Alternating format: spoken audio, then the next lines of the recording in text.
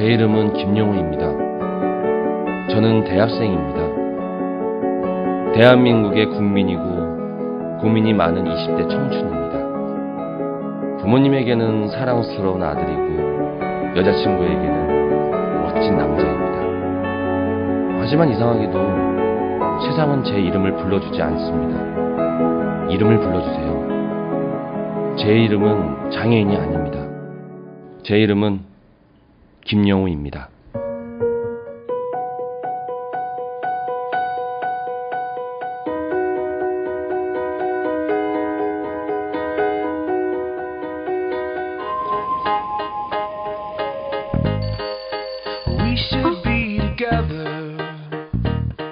어떻게 늦었어? 안녕하세요. 네, 덕분에 너무 잘 됐어요. 기존의 방식과는 전혀 다른 새로운 방식을 접목해 보았습니다. 먼저 갈게요. 네. 거의 다 왔는데.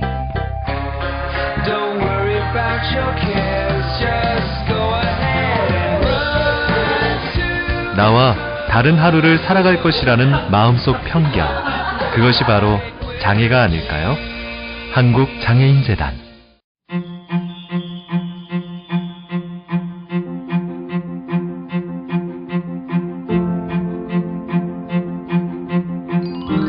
과연 비장애인들은 장애에 대해 어떻게 생각하고 있을까?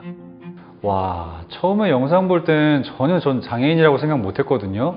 근데 뒤에 반전이 있네요. 솔직히 내가 면접관이면 좀 고민이 될 것 같은데 어떨 것 같아요? 뭐 살짝 고민은 되긴 하겠죠. 근데 저는 일단 같이 일할 수 있는 그런 능력만 된다면 전 상관없어요. 오, 저도 머리로는 그렇게 생각하는데 막상 장애인을 가까이 만나면 뭐라 그럴까, 막연한 어색함이라고 할까요? 아무래도 좀 조심스럽기도 하고 그런 게 있더라고요. 근데 생각해보면 어렸을 때 집에서나 학교에서 장애인에 대해서 알려주는 곳은 없었던 것 같아요. 그쵸. 그래서 좀 어색한 거 아닐까? 그런 생각이 들긴 해요. 맞아요. 그래서 더 거리감을 느끼는 것 같기는 해요. 장애에 대해 얼마나 잘 알고 있는지 퀴즈로 알아본다.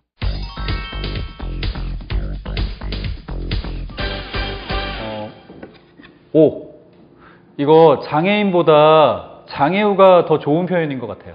저도 그렇게 들은 것 같아요. 왜 친구 같다? 그런 친근한 느낌으로 부르는 거잖아요. 아, 진짜요? 아닌데 예전에 저 장애우가 더 좋은 표현이라고 배웠던 것 같은데요. 그죠? 그럼 호칭을 어떻게 써야 돼요?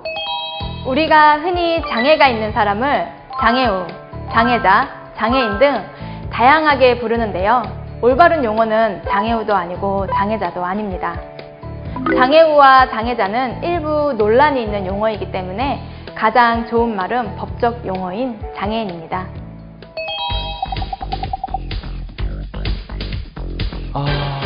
장애가 없으면 일반인 아닌가요? 일반인? 사람들이 흔히 정상인 이런 말 많이 쓰지 않아요? 정상인이요? 저도 들어보긴 했는데 그거는 별로 안 좋은 말인 것 같은데. 맞아요. 그런 것 같아요. 왜 정상, 비정상 이렇게 구분하면 안 될 것 같고. 당연히 절대 안 되죠. 그럼 뭐라고 하지? 비장애인? 그런 표현도 들어본 것 같은데 비장애인 맞아요?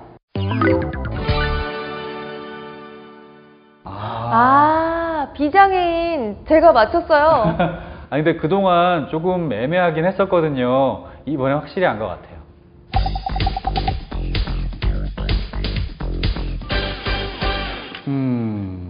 이번 문제는 좀 어렵다. 선천적인 장애가 더 많을까요? 글쎄요. 장애를 가지고 태어나는 사람들이 아무래도 많겠죠? 근데 제 주변에 보면은 교통사고로 이렇게 장애인 된 분들도 있거든요. 그런 거 보면 후천적인 장애가 더 많을 것 같기도 한데 저는 X 할게요. 그럼 전 O 할게요. 정답이 뭐예요? 거봐요. 후천적인 경우가 훨씬 더 많을 것 같긴 해요. 그러네요. 얼마나 더 많은 거예요? 우리나라 장애 인구는 얼마나 될까요? 2017년 기준 추정 장애인까지 포함하면 우리나라 장애인 인구는 267만 명으로 전체 인구의 약 5% 정도가 장애인입니다. 장애는 태어날 때부터 가지고 있는 유전적인 것, 되돌릴 수 없는 것으로 생각하는 분들이 있는데요. 이 또한 편견입니다. 장애인 중 약 88.1%가 후천적인 사고나 질환에 의해 장애를 갖게 될 정도로 후천적인 장애인이 된 사람이 훨씬 많습니다. 왜 이런 통계가 나왔을까요? 과학기술이 발전하고 사회가 급속도로 성장하면서 오히려 그로 인한 사고나 재해도 많아지고 있습니다. 그만큼 장애도 증가하고 있는 거죠. 장애는 더 이상 남의 일, 특별한 일이 아니라 누구에게나 생길 수 있는 우리 사회의 일부입니다. 장애인은 신체 또는 정신적인 장애로 오랫동안 일상생활이나 사회생활을 못하는 사람이 아니라 일부 제약을 받는 사람을 말한다. 우리 주변에서 쉽게 만날 수 있는 이 사람들을 보자. 부끄러움을 많이 타서 얼굴이 잘 빨개지는 김대리, 깜빡깜빡 평소 건망증이 심한 신주임, 성격이 불같고 감정 조절 못해서 화부터 내는 이 과장, 노안 때문에 작은 글씨가 안 보이는 박 팀장. 물론 조금씩 정도의 차이는 있지만 넓은 의미에서 보면 장애는 생활에 불편함을 겪는 모든 것이다. 이처럼 장애는 누구나 가질 수 있는 하나의 특성일 뿐이다. 그동안 제가 좀 잘못 생각했던 것 같긴 해요. 후천적 장애가 저렇게 많다는 거에 좀 놀랐어요. 일반적으로 우리가 생각을 해보면 사회가 발전하면 장애가 더 줄어들어야 된다고 생각하는데 오히려 더 반대네요. 그죠? 알고 나니까 이 장애에 대한 선입견이라 그래야 되나? 편견이 좀 바뀔 것 같아요. 네? 또 있어요? 본격적이라고 하는 거 보니까 왠지 더 어려울 것 같은데. 와, 어렵다. 이거 진짜 어렵다. 전 알 것 같은데요. 정말요? 이거 방송 같은 데 많이 나와서 혹시 지적장애 아니에요? 아, 맞다. 저도 이거 얼핏 들은 것 같긴 해요.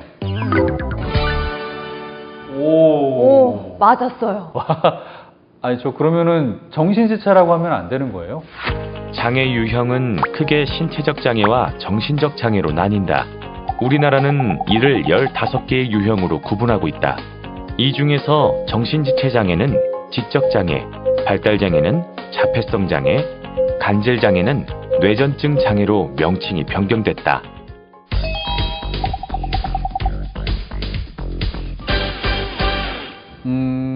이거는 당연한 거 아니에요? 이거는 도와줘야죠. 문제가 쉬우니까 오히려 좀 이상하지 않아요? 그런가? 어쨌든 저는 평소 제 생각대로 하면 저도 O. 진짜요? 그럼 안 도와줘도 되는 거예요?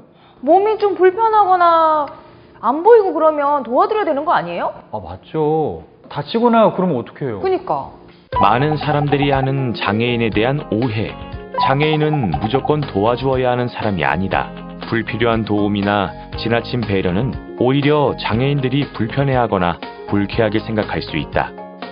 도움이 필요해 보이는 장애인을 만난다면 먼저 도움이 필요한지 물어보는 것이 중요하다. 저 오늘 진짜 처음 알았어요. 저도요. 먼저 도와주는 게 좋은 줄 알았는데 아니네요? 근데 생각해보니까 제가 만약 장애인이었으면 누군가가 지나치게 그렇게 관심을 가지고 그러면 좀 불편할 것 같긴 해요. 비장애인도 똑같지 않을까요? 저 같은 경우도 안 친한 사람이 저한테 너무 과도하게 친절하면 좀 부담스럽더라고요.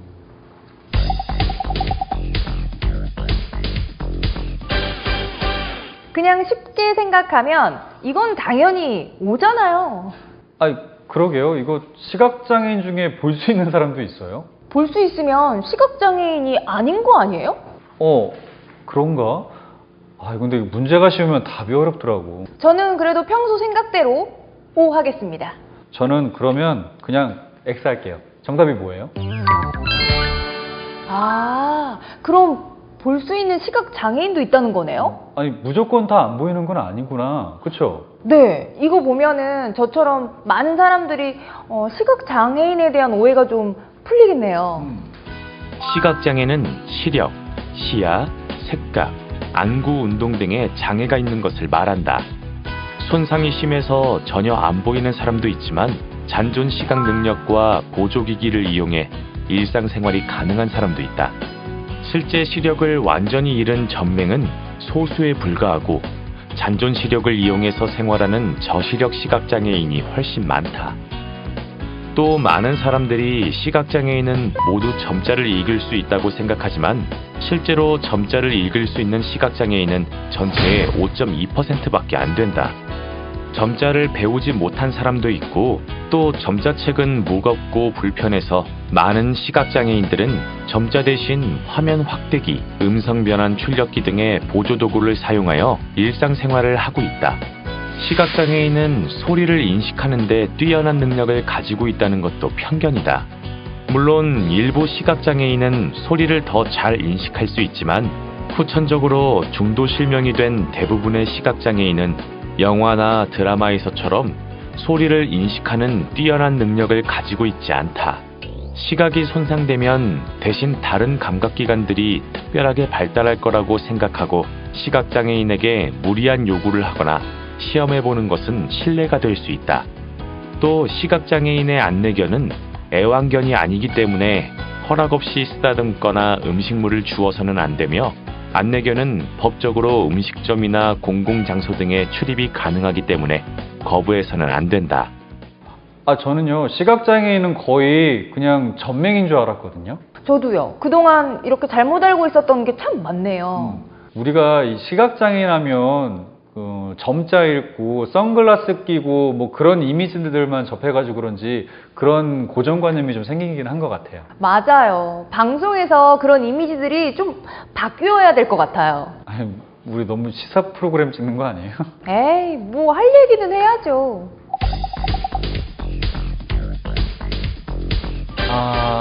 네모에 들어간 거 맞추라는 거죠? 이거 쉽네요. 수화잖아요. 너무 쉬운 게 함정 같지 않아요? 아니, 뭐 수화 말고 또 있나? 청각장애인 분들은 다 수화하시잖아요, 그냥. 아니, 글로 써서 대화할 수도 있잖아요. 그러네. 영화 보면은 입모양 보고 아는 청각장애인들도 있어요. 그걸 뭐라고 하는데? 제가 얘기한 게 그거예요. 구와 필담 이런 거. 저는 저 청각장애인 하면 수화밖에 생각이 안 났었거든요. 영화 보면은 구하는 사람도 많이 나온다니까요. 제가 영화를 잘 안 봐서요. 네. 청각장애인에 대한 가장 큰 오해 중 하나, 청각장애인은 모두 수화를 사용한다고 생각하는 것. 많은 청각장애인들은 수화 외에도 입과 표정을 보거나 직접 글자를 쓰는 등 다양한 방법으로 대화를 한다. 또한 청각장애를 갖고 있다고 해서 소리를 전혀 듣지 못하는 것은 아니다.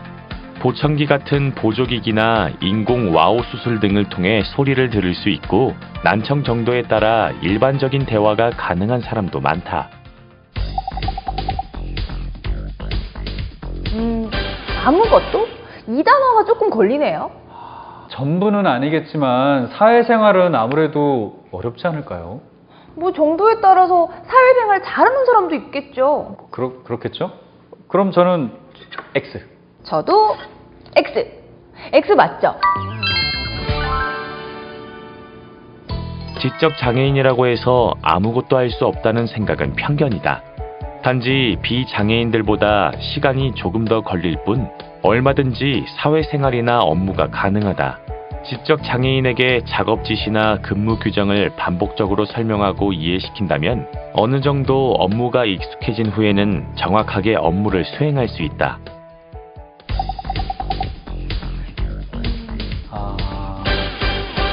사이코패스? 이거 거의 범죄자 아니에요? 영화에서 나오는 사이코패스들 완전 무섭던데. 무섭죠. 장난 아니죠. 이게 정신적인 문제가 있어서 그런 거잖아요. 그러니까 이번에는 O인 것 같아요. 정신적으로 이상한 거랑 정신장애랑 비슷한 건가? 이번 거 진짜 어렵다. 저는 그냥 O. 전 왠지 아닌 것 같아요. X. 사이코패스랑 정신장애랑 다른 거네요? 그러면 사이코패스는 뭐예요? 사이코패스를 정신장애로 생각하는 인식이 많은데요. 사이코패스의 정확한 뜻은 반사회적 인격장애를 가진 사람입니다. 사이코패스는 성격 이상이 범죄와 연결되어 있고 교정이 어려운 정신질환의 일종입니다. 반면 우리가 일반적으로 말하는 정신장애는 치료를 적극적으로 하면 회복이 되는 장애일 뿐입니다. 우리가 흔히 알고 있는 조울증, 우울증, 조현병 등이 정신장애에 속하며 약물 복용이나 스트레스 관리 등을 통해 얼마든지 회복이 가능합니다. 때문에 정신장애인과 사이코패스는 엄연히 구분되어야 하고 정신장애인을 마치 범죄를 저지를 수 있는 사람으로 생각하는 인식도 반드시 바뀌어야 합니다. 아, 저는 이번에 개념을 확실히 알았어요. 진짜 저런 잘못된 인식 때문에 정신장애인들이 되게 힘들었을 것 같아요.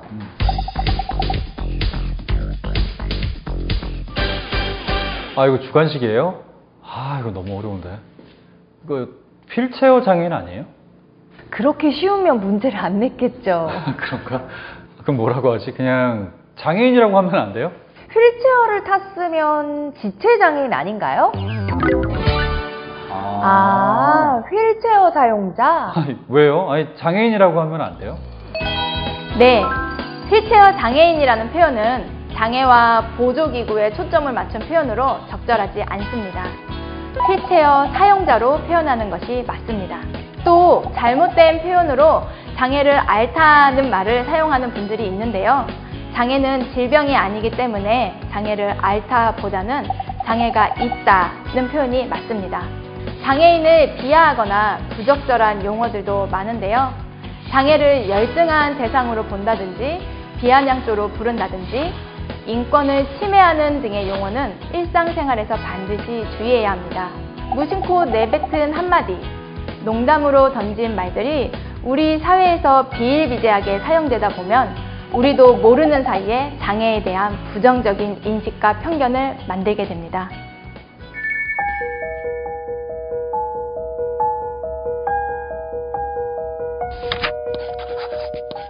어른 딸과 백화점 나들이. 갑자기 응가가 마렵다는 녀석을 화장실에 들여보내고 앞에서 서성거리고 있었습니다. 선글라스를 쓰고 흰색 지팡이를 들고. 도와드릴까요? 혹시 필요한 거 있으세요? 제가 10분 정도 이곳에 있을 계획인데 혹시 도와드릴 게 없나요? 화장실 앞을 서성거리고 있는 저에게 무려 3명의 사람이 와서 도움을 주고자 했습니다.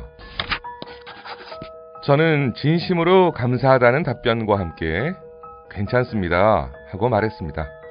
그런데 웃기기도 또 슬프기도 한 것이 3명의 사람은 모두 외국인이었습니다. 여기는 대한민국 서울 한복판인데 말이죠. 그들은 어린 시절부터 장애인과 비장애인이 함께 어울려 살아가는 것을 교육 현장에서 배운다고 합니다. 같이 배우고 또 같이 경험하는 것이 그만큼 중요합니다. 우리나라 사람들은 정이 많아서 나눔과 기부에 결코 인색하지 않습니다. 그러나 장애를 가진 사람에게 선뜻 먼저 손을 내밀어 도움 주기를 많이 꺼려합니다. 저 이동우는 이야기합니다. 지금부터라도 장애인을 만나면 어색하고 쑥스럽더라도 먼저 도움의 손길 내밀기를 주저하지 말아주세요. 작은 도움이 장애 인식 개선의 시작입니다. 그리고 어쩌면 감동적인 삶을 사는데 도움이 될 수 있으니까요. 영상 보니까 왠지 제가 좀 부끄럽네요. 저도 사실은 마음은 좀 있는데 장애인 보면 막상 이렇게 선뜻 다가간다라는 게 쉽지는 않거든요. 그쵸. 저 같은 경우도 이렇게 장애인과 마주치게 되면 일단 좀 긴장이 되더라고요. 괜히 실수할까봐. 근데 외국인들은 그런 면에서 정말 자연스러운 것 같아요. 그러니까요. 우리도 장애인들에게 어떻게 행동하는 게 좋을지 그런 걸 좀 구체적으로 알려주면 참 좋을 것 같은데. 혹시 뭐 여기서도 그런 거 가르쳐 주시나요? 저희도 알려주세요. 장애인과 함께 생활하기 위해선 어떤 노력이 필요할까요? 이어서 장애인과 함께 생활할 때 필요한 에티켓을 소개합니다.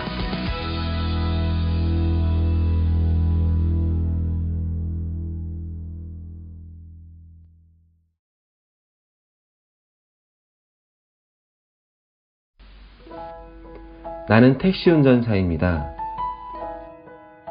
신호를 확인하고 안전하게 교차로를 지납니다.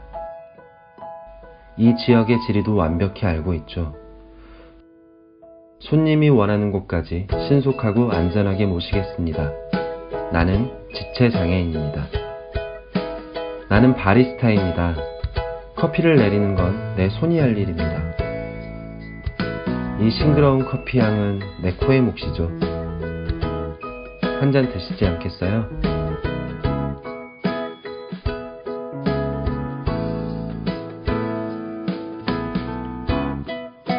나는 사회복지사입니다. 사회에서 소외된 사람들, 특히 장애인의 복지에 관심이 많습니다. 장애가 있다는 이유로 학교에서, 일터에서 소외된 사람들, 장애라는 편견을 걷어내고 바라볼 수 있는 눈, 저에게는 그 눈이 있습니다. 나는 시각장애인입니다.